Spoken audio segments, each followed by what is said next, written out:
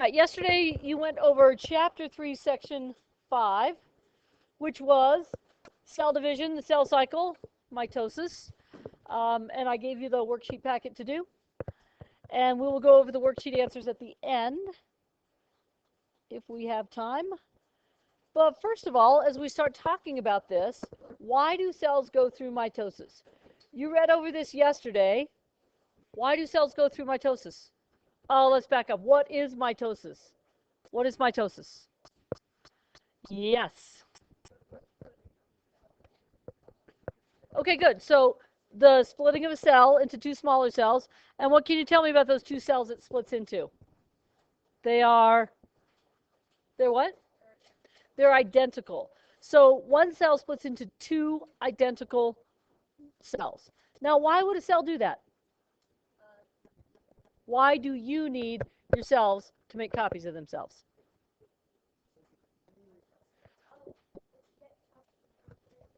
Okay, so let's simplify that a little bit. But yeah, if you get injured, your body needs to repair those cells and replace those cells and make more cells to heal. So absolutely, if you get injured, why else might you need to go through mitosis?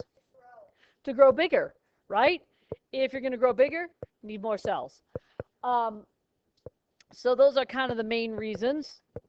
And if we look here, so mitosis is the process where a cell makes an exact copy or a clone of itself. We go through mitosis, cells go through mitosis so you can grow, to replace dead and damaged cells, and single-celled living things, that's how they reproduce. So single-celled things, those little living things in the pond, well, they don't just split in half, they go through this process. But yeah, they make a clone of themselves, they make an exact copy. Okay, so in order to make an exact copy, the first thing they have to do is to copy the chromosomes, to copy the DNA. The very last page of the section you read yesterday is about DNA. And honestly, that section is so important that we're going to spend all of next week just only talking about DNA. Okay? All right. So the cell cycle is actually broken into these parts. I oftentimes use the word mitosis to refer to the whole cell cycle, which is not entirely accurate. The cell cycle is just exactly that, the cell's life cycle. And you can divide it into three main parts. The first part is interphase, which is the cell just doing its everyday activities. So in interphase, the cell does its everyday activities. We're going to go over each of these in a little more detail. And then the second big chunk is mitosis, which is what we're talking about this week. Prophase, metaphase, anaphase, telophase. We'll talk a little bit about what happens to the nucleus in each of those. And then cytokinesis, it's kind of funny to me that cytokinesis is a separate part, but technically mitosis is copying the nucleus, and cytokinesis is just the cell actually splitting into two. So a lot of times people say, well, how long does this take? This, and I don't know why the textbook picked a liver cell, but the textbook has this pie chart showing how the time is divided up for a human liver cell, which lives apparently about 22 hours. Other cells, different types of cells, live different lengths of time. Your skin cells, I think, live for about a month. Your blood cells live for about 15 to 20 days. The cells with the shortest lifespan are those on the lining of your stomach because they have that very harsh environment with the acid in your stomach. I don't know exactly how long. I know they live the shortest. I should look that up. And then the ones that live the longest are your nerve cells. Nerve cells do not go through mitosis, which is why nerve damage is permanent. Yeah, why it's bad. Why brain damage, nerve damage, spinal cord damage. It's permanent because nerve cells, once your body is developed, they don't go through mitosis. So let's take a quick look at the breakdown. Looking at this pie chart, the whole yellow area is interphase.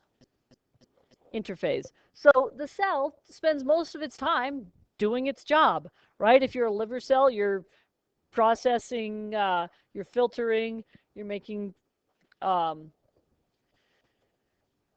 making things for the body. So doing all this. So about 9 hours. So the cell, once it divided into two, those two cells are a little bit smaller than a regular cell. So 9 hours growing. Then about halfway through the everyday life of the cell, it starts copying the DNA. It spends almost half of its life, so 22-hour life cycle, it spends almost half of its life copying the DNA. That's how important it is. That's how much detail there is. And that's how much time it takes to copy all that DNA. Then preparing to divide, that's probably things like copying some of the other organelles, um, the DNA condensing into chromosomes, that sort of thing. And then of the whole 22-hour life cycle of a liver cell, 1 hour is actually the mitosis, the cell division. And so mitosis is most of that, and then cytokinesis is one little part. So that kind of gives you an overall sense of the cell cycle, the cell cycle. All right, now we're going to go into each part in a little more detail.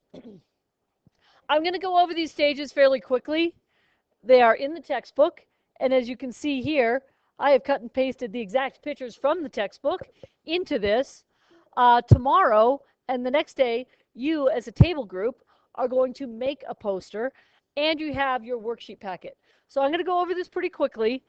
If you want to add details to your notes, you might do that either by watching this flipped lesson or by going back to the textbook or going back to your worksheet. You'll do this in your group. But I'm going to go over it pretty quickly. Do not worry about writing down every single word, but just thinking about what actually is happening. So again, interphase.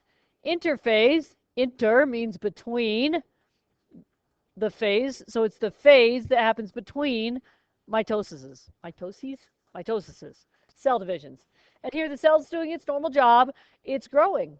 It's doing its job. If you're a muscle cell, you're contracting. If you're a liver cell, you're filtering things. If you're a skin cell, you're producing oils and protecting the body. Okay, near the end of interphase, the cell copies the DNA. And again, this says near the end, although when we looked at our liver cell, that's like half of the interphase. But it does two things at once. Okay? DNA, again, next week, we're going to spend the whole week talking about DNA. DNA makes chromosomes, which are the blueprints for living things. The textbook talks about chromatids and sister chromatids and the centromere and all that. You don't need to know all those words. You just need to know DNA and chromosomes. DNA, chromosomes. All those other words are just describing pieces and parts of the DNA. We're good with that. And again, the textbook thing here, you've got the actual cartoon cell here and the real cell here. So they've done these side by side, which is kind of nice. And here the cell, as it finishes up interphase, the nucleus here is fairly big, and the DNA is all spread out. So it's going to start condensing towards the end. Then we go into the actual mitosis phases. That's why the textbook, mitosis is 2, and then they've got 2 A, B, C, D, which is a little confusing, but that's okay. Prophase. Pro means beginning or before. So in prophase, the DNA condenses into chromosomes. So the DNA goes from that big squiggly, you can't even see it, to actual chromosomes. Again, you do not need to know the word chromatids or centromere. Don't worry about those. In this picture here, you can actually see the chromosomes. That's how chromosomes got their name. Chromosome means colored bodies. The scientists could see them in the cells. So chromosomes in the nucleus there. So in prophase, the DNA condenses into chromosomes. The nucleus, the nuclear membrane, dissolves. Now everything's just floating free in the cell. Nuclear membrane dissolves, and these very strange spindle fibers form. These little threads form on one side of the cell, while the nucleus dissolves over here on the other side. Okay? Prophase, getting ready phase. All right? Then next we have metaphase. This is the easiest one because meta sounds like middle. Where are the chromosomes? They're in the middle. This phase is so easy to recognize because the cell looks like, I don't know, a basketball. The cell looks like a globe with an equator and longitude lines. This is the most easily recognizable phase, metaphase. Chromosomes line up in the middle. Meta, middle. chromosomes line up in the middle. I just remembered we forgot to watch the brain pop. We'll watch a brain pop in a few minutes.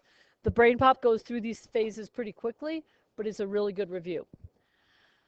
Okay, and then as they line up in the middle, again, as you see here, chromosomes line up in the middle. You can kind of see the spindle fibers.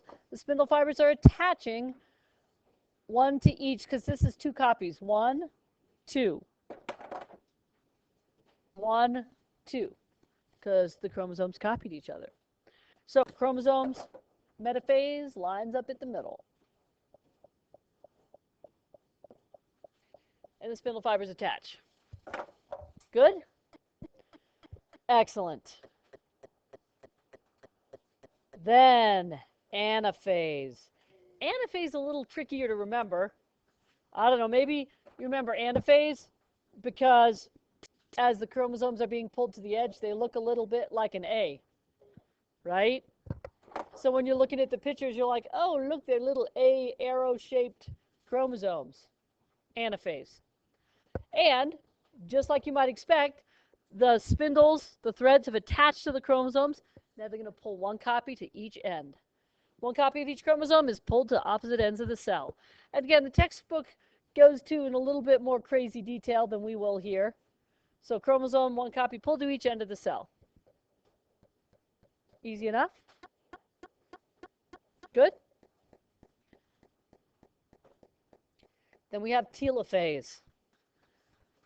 Telophase, like a telescope. Telophase, telescope, telephone, distance. So telophase or telophase, the cell starts pulling apart and a new nucleus starts forming at each end of the cell. So the mitosis telophase, and this one, the textbook is fairly straightforward. The chromosomes begin to stretch out, lose their rod-like appearance. A new nuclear envelope or new nuclear membrane forms around each region of the chromosomes. Okay? Yes? Well, so the nucleus has its own membrane around it, right? And that's the way the textbook describes it. If I said the nucleus dissolves, it would kind of sound like everything inside of it dissolves.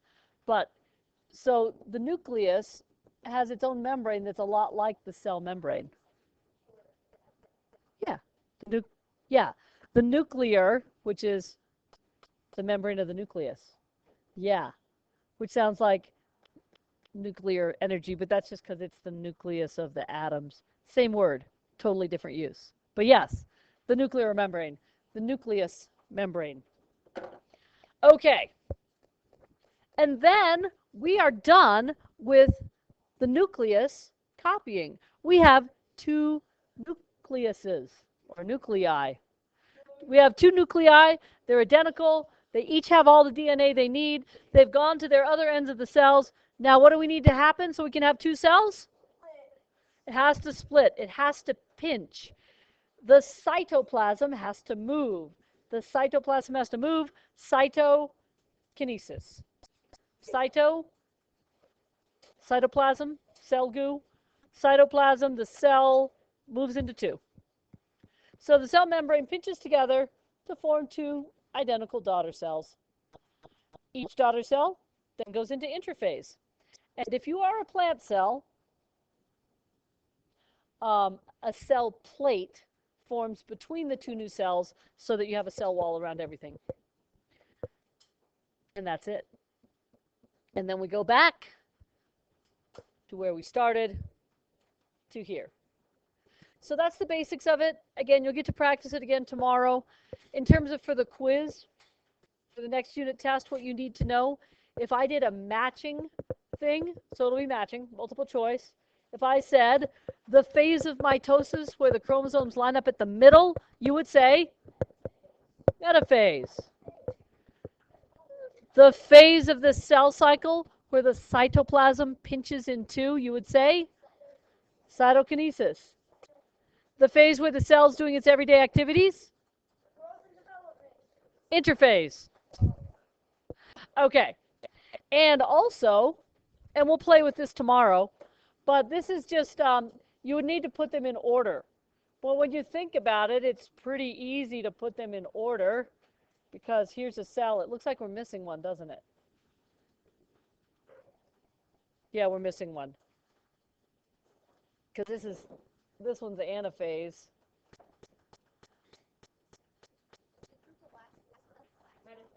Yeah, and this is at the end. This is interphase. So anyways, we'll do something like that. There you go. See, there's missing pieces there. All right, and this goes back to the front page of your worksheet where we started. Okay, so the next two things we're going to do, I believe we have, oh, we've got more time. So we'll do this. We're going to watch the Tim and Moby. And then the other thing you can see, and I will post the link to these on my Edmodo website, but you can also find really good cell animations, mitosis animations. I just did a search for mitosis animation, and the two best ones, and again, I'll do links. The two best ones are this one and then this other one. And so I'll put links to those so you can see those as well.